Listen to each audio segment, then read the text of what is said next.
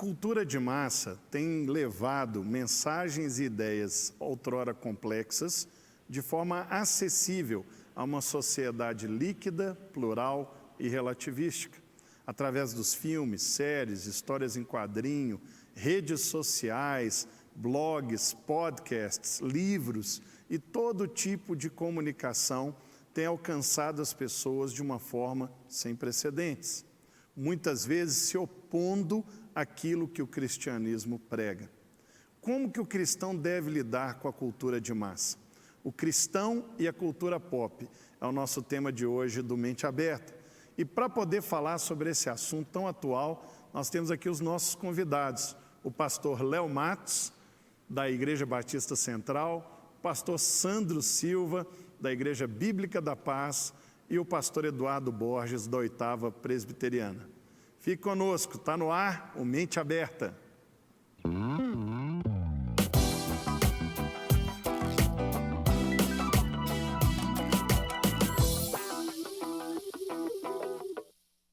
Mente Aberta está no ar e hoje nós vamos falar um tema que é muito caro para mim, né?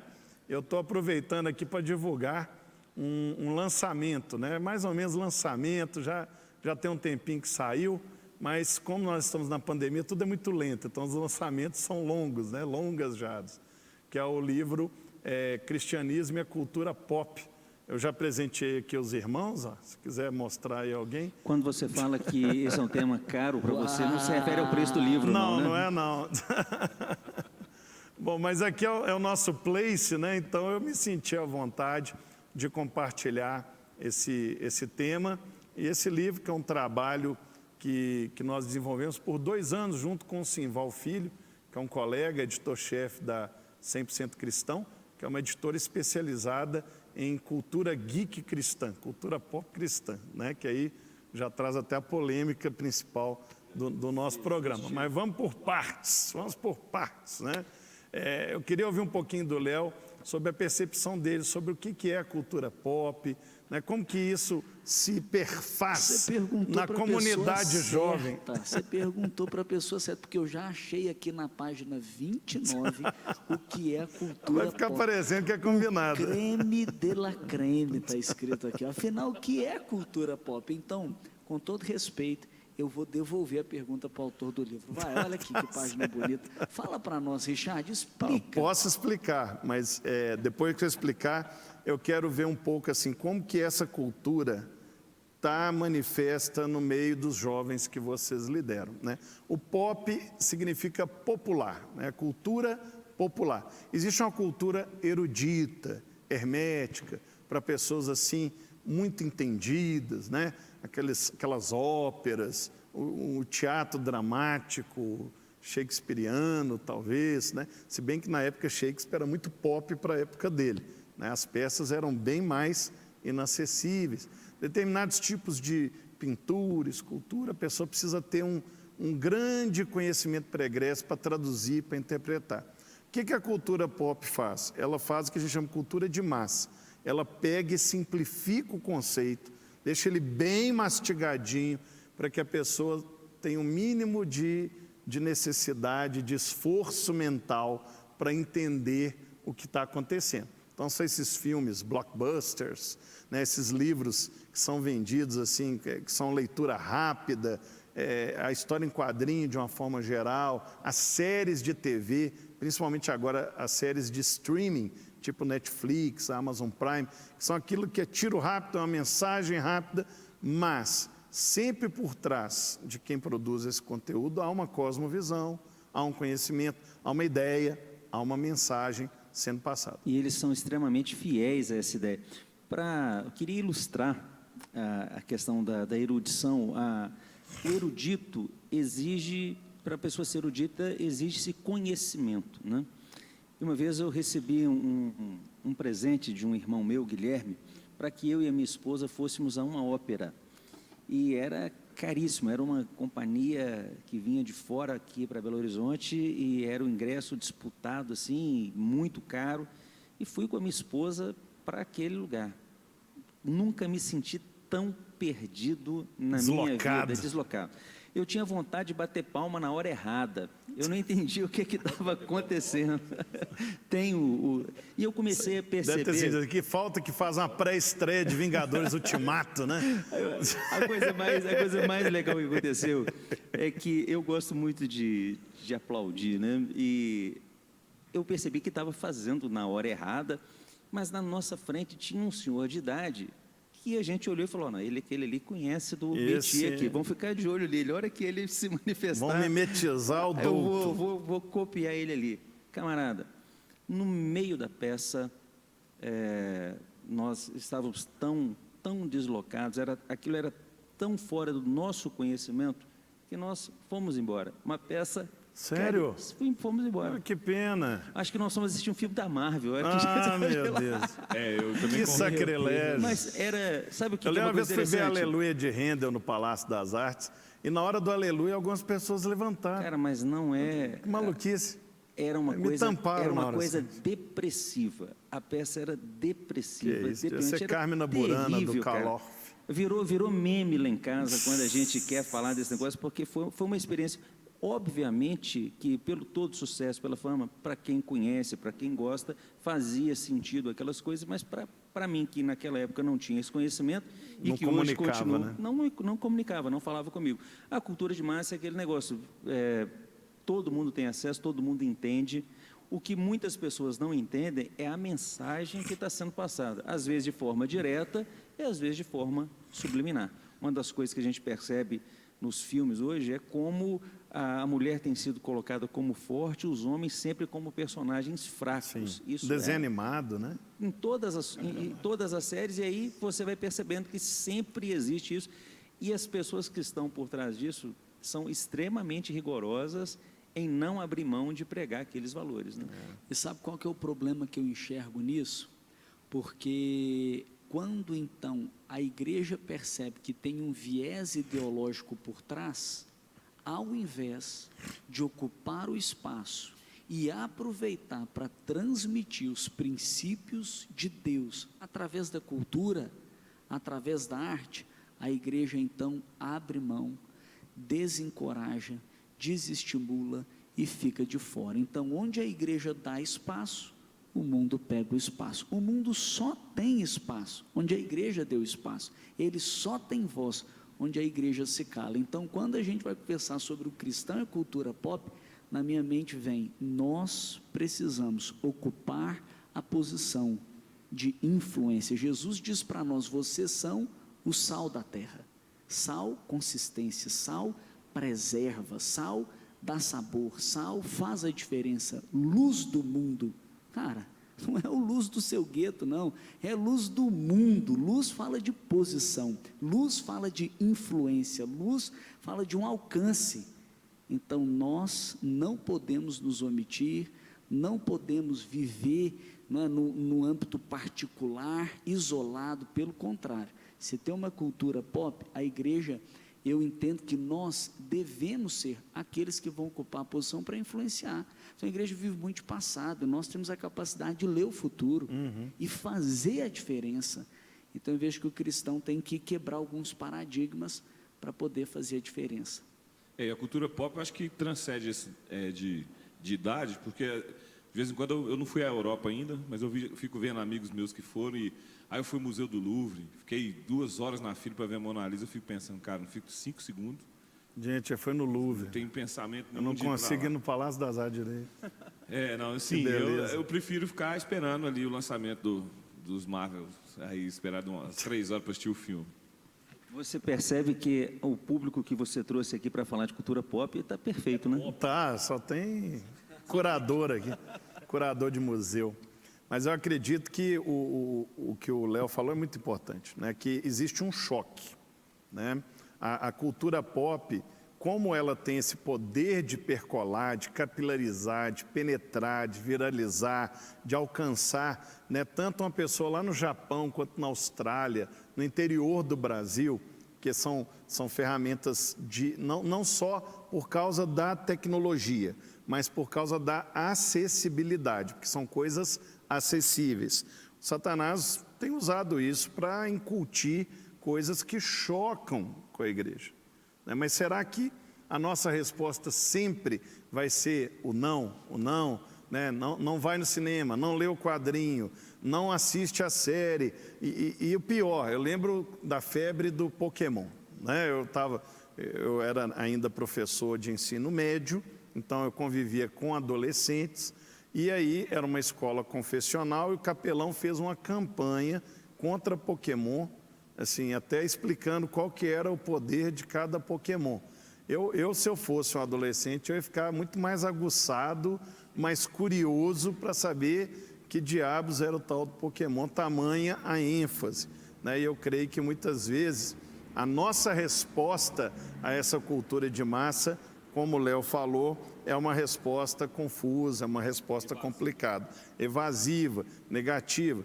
E eu quero no próximo bloco que nós venhamos a desenvolver exatamente isso, né? Como que o cristão tem que lidar com essa cultura de massa? Qual que é o papel da igreja em relação a essa cultura de massa? É nos calar, é dar as costas, ou apropriar das ferramentas e ocupar o espaço que está vago e está sendo usado pelo inimigo? Como que a igreja lida com cinema, com teatro, série de TV, história em quadrinho, literatura, pop, literatura e cultura de massa? Eu creio que a palavra-chave é intencionalidade.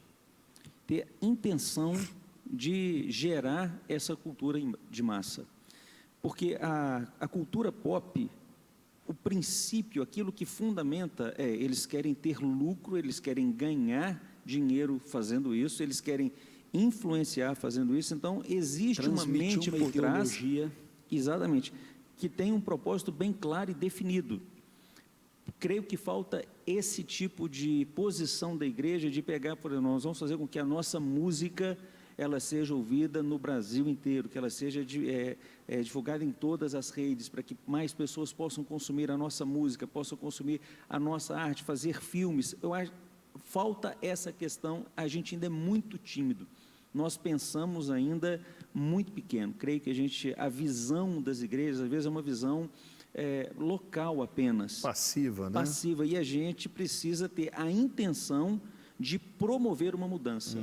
Quando isso começar a acontecer, aí eu creio que existirá a possibilidade. Porque até mesmo, Richard, uma coisa que me deixou perplexo é o seguinte: quando a música evangélica, há alguns anos, fazia muito sucesso e vendia muitos CDs, foi a indústria, que não era indústria gospel, que se apropriou das músicas evangélicas. Os selos seculares abraçaram. Que abraçaram. Agora, você falou de fazer filme, a Central fez um filme, não fez? A Central fez um filme recentemente. Recentemente. Assim, né, junto com todos os pastores, bem motivados para que seja só o começo, né? Agora nós estamos começando. Vai sair indicação para o Oscar do ano que vem? Isso é o alvo. Nós estamos começando, mas estamos agora também desenvolvendo 2 programas para conectar com crianças, entendendo essa importância dessa geração. Acho que a gente tem que deixar de lado a crítica. Ao invés de ficar criticando, está acontecendo? Está. É triste? É. Mas ao invés de criticar, vamos responder com uma solução. Então, quantos falam das literaturas infantis? Porque tem ideologia. Às vezes o livro está escondido na última prateleira. Mas aí você pega ele, você coloca ele num vídeo, você dá marketing para ele. Ao invés de você ver aquele livro, gerar uma indignação e com intencionalidade você escrever ou equipar a igreja para que faça isso. Que escreva um livro, que faça um filme, que faça música, como o pastor Eduardo falou, mas às vezes a gente escreve música dentro da nossa linha cristã. Só para o nicho. Mas aí é uma música dita gospel, né? Ela carrega todos os elementos da nossa fé, e que é uma pessoa então que não está familiarizada, ao escutar algumas palavras já fala, isso não é para mim. Mas se a gente então compor com toda a arte, que o nosso Deus é o Criador, mas ninguém pode dizer que não é criativo. Por quê? Porque foi formado pelo Deus Criador, tem o DNA de Deus. A criatividade talvez é um músculo que tem que ser exercitado ali naquela pessoa, e ela então compor com base nos princípios cristãos, para através da música, através da arte, poder também influenciar. Então, acho que o nosso papel é bem por aí, é sair, né? O que eu vejo é que a igreja, ela acabou saindo da posição central e indo para um gueto, para uma das esferas. Tem gente que coloca dentro de todas as esferas da sociedade a igreja como uma esfera. Então, eu acho que a igreja, ela não é uma esfera, ela está no centro, e ela influencia todas as esferas, porque todas. o cristão está na política, o cristão está na mídia, o cristão está na arte, no entretenimento, o cristão está no governo, o cristão está na saúde, na família, em todas as esferas a gente penetrar. A Nancy Pearcey, ela fala assim, que essa dicotomia entre o sagrado e o secular, o dualismo, né? esse dualismo entre o público e o particular é a força mais potente que mantém a igreja ali fora e despojando a igreja a sua capacidade de penetrar, de influenciar e resgatar a totalidade da cultura. Pode falar, importante a gente não deixar, que Jesus, quando ele chegava em algum lugar, ele remia o lugar, né? O lugar era remido quando Jesus chegava. E a gente colocar pessoas lá que vão remir o lugar, né? A gente, o Jesus que transforma a cultura, né? Sim, porque a gente às vezes elege um político pensando ele vai remir aquele lugar e ao contrário. Então, assim, a gente gerar alguém que vai para a cultura pop e também não se perca no meio, né?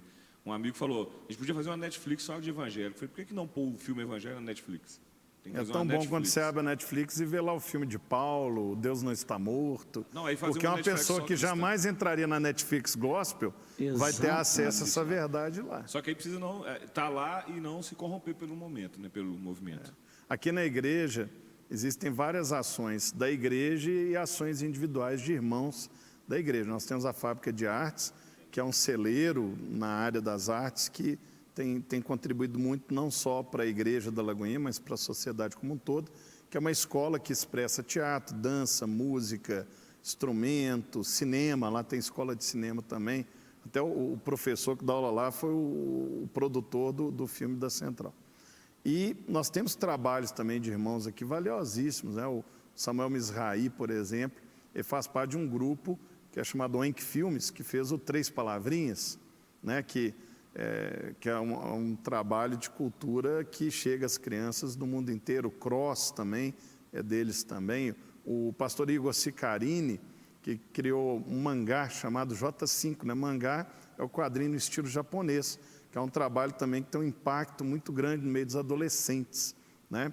Eu mesmo já tive a oportunidade de fazer alguma coisa, né? O telão aqui está com o Eclesiástico, que é um mangá de batalha espiritual, que foi inclusive finalista de um prêmio na área de história em quadrinhos, um prêmio que não é gospel, né? Então o pessoal estava lá, na categoria que estava a revista da Marvel, da DC, tinha ali um mangá que falava sobre batalha espiritual, né? Recentemente tive a oportunidade de fazer alguns trabalhos com Maurício de Souza, né? Que é uma coisa que tem muita gente que fica assim, né, e tal, mas fizemos o Devocional da Mônica 1, 2, agora está saindo o jogo de tabuleiro, né, aprendendo. Você já teve um jogo pela Estrela? Eu já tive um jogo pela Estrela, baseado no Eclesiástico. Mas e quando que vai sair a Bíblia da Turma da Mônica? A Bíblia da Turma da breve, né, breve, se Deus quiser. Então, essa parte eu acho que é importante da igreja, remir o que a gente ouvia falar, que a Turma da Mônica é só isso, cada um é um demônio e tal. Aí chega um cristão lá e vai remir aquele lugar, e dá para usar aqueles personagens conhecidos para levar o evangelho, é legal. O pessoal pergunta muito isso, né? Por que não investe num personagem cristão e tal? Não, podemos fazer isso, mas esse trabalho aqui não é para alcançar o cristão, é para alcançar todos. Foi converter o tanto. Todos, né? Todos, né? Quem lê Turma da Mônica se identifica e aí, enquanto está lendo aquela história, está sendo ministrado com a verdade de Cristo. A igreja precisa ter esse papel, essa intencionalidade, né, de chegar e transformar, né? Nós temos que parar de proibir, porque é mais fácil proibir do que ensinar. E aí ensinar gasta energia, ensinar envolve investimento, e temos pessoas tão talentosas no meio cristão. Esse que é o grande detalhe. A gente está falando de algo que já existe dentro da igreja. E essas pessoas talentosas, capazes, elas competentes, elas já estão lá, elas precisam. Muitas vezes elas não que têm seja dado espaço. voz e espaço para elas. É Mas a o Drácula talento já está perdida. todo dentro da igreja. Ela está perdida dentro de casa, ela precisa ser encontrada. Agora, ao mesmo tempo, nós precisamos potencializar, porque ela pode até enxergar o valor, mas se a igreja, que eu digo a igreja, liderança, não é, que define também um direcionamento, como ela vai conduzir, ela acaba ficando intimidada. Ela fala, mas eu vou colocar o meu talento a serviço do mundo. Mas eu vou colocar o meu talento, essa capacidade, esse dom que Deus me deu lá, não. Então eu vou servir na igreja. E o que ela tem que entender é que tão sagrado quanto aquilo que ela faz na igreja, é aquilo que ela faz como igreja, onde ela estiver. É verdade.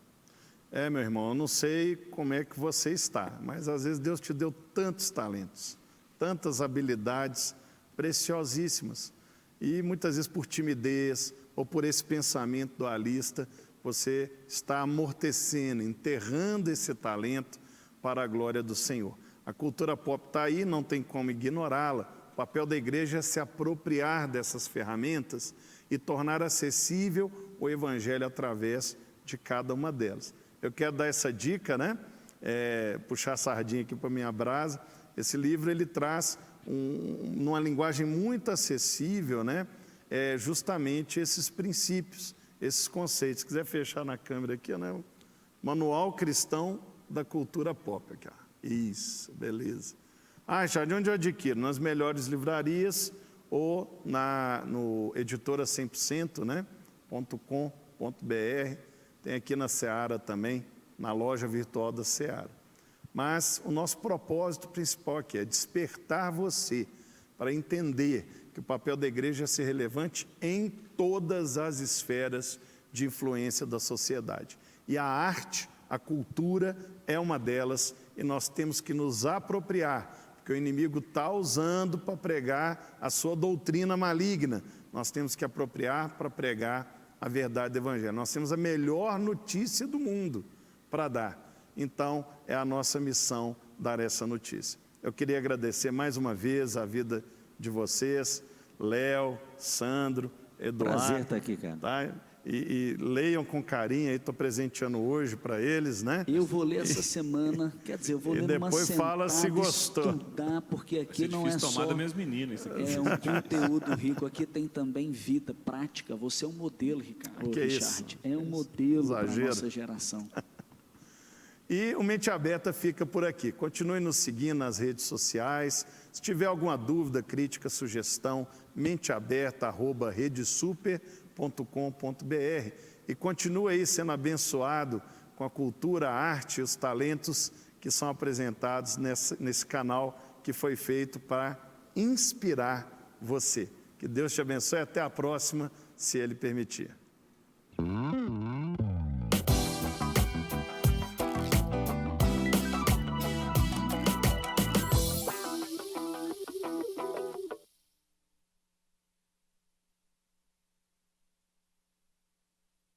Se vocês quiserem, vamos